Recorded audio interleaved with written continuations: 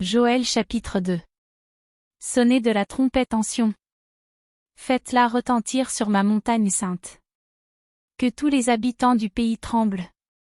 Car le jour de l'Éternel vient, car il est proche.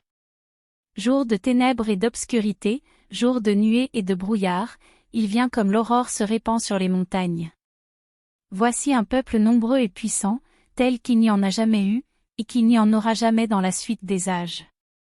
Devant lui est un feu dévorant, et derrière lui une flamme brûlante. Le pays était auparavant comme un jardin d'Éden, et depuis, c'est un désert affreux, rien ne lui échappe. À les voir, on dirait des chevaux, et ils courent comme des cavaliers. À les entendre, on dirait un bruit de chars sur le sommet des montagnes où ils bondissent, on dirait un pétillement de la flamme du feu, quand elle consume le chaume. C'est comme une armée puissante qui se prépare au combat. Devant eux les peuples tremblent, tous les visages pâlissent. Ils s'élancent comme des guerriers, ils escaladent les murs comme des gens de guerre, chacun va son chemin, sans s'écarter de sa route. Ils ne pressent point les uns les autres, chacun garde son rang, ils se précipitent au travers des traits sans arrêter leur marche. Ils se répandent dans la ville, courent sur les murailles, montent sur les maisons, entrent par les fenêtres comme un voleur. Devant eux la terre tremble, les cieux sont ébranlés, le soleil et la lune s'obscurcissent, et les étoiles retirent leur éclat. L'Éternel fait entendre sa voix devant son armée, car son camp est immense, et l'exécuteur de sa parole est puissant, car le jour de l'Éternel est grand, il est terrible, qui pourra le soutenir? Maintenant encore, dit l'Éternel, revenez à moi de tout votre cœur, avec des jeûnes, avec des pleurs et des lamentations. Déchirez vos cœurs et non vos vêtements, et revenez à l'Éternel, votre Dieu, car il est compatissant et miséricordieux, lent à la colère et riche en bonté, et il se repent des maux qu'il envoie. Qui sait s'il ne reviendra pas et ne se repentira pas, et s'il ne laissera pas après lui la bénédiction, des offrandes et des libations pour l'Éternel, votre Dieu? Sonnez de la trompette en Sion. Publiez un jeûne, une convocation solennelle. Assemblez le peuple, formez une sainte réunion.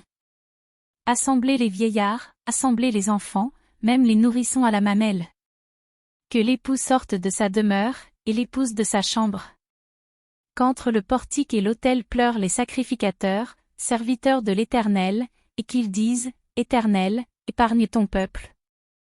Ne livre pas ton héritage à l'opprobre, aux railleries des nations. Pourquoi dirait-on parmi les peuples, où est leur Dieu? L'Éternel est ému de jalousie pour son pays, et il épargne son peuple.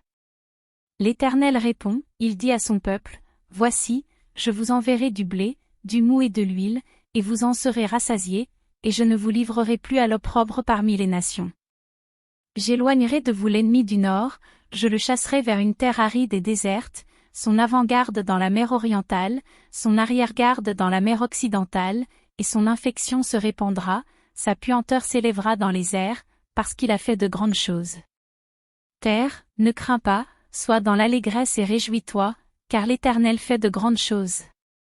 Bêtes des champs, ne craignez pas, car les plaines du désert reverdiront, car les arbres porteront leurs fruits, le figuier et la vigne donneront leur richesse.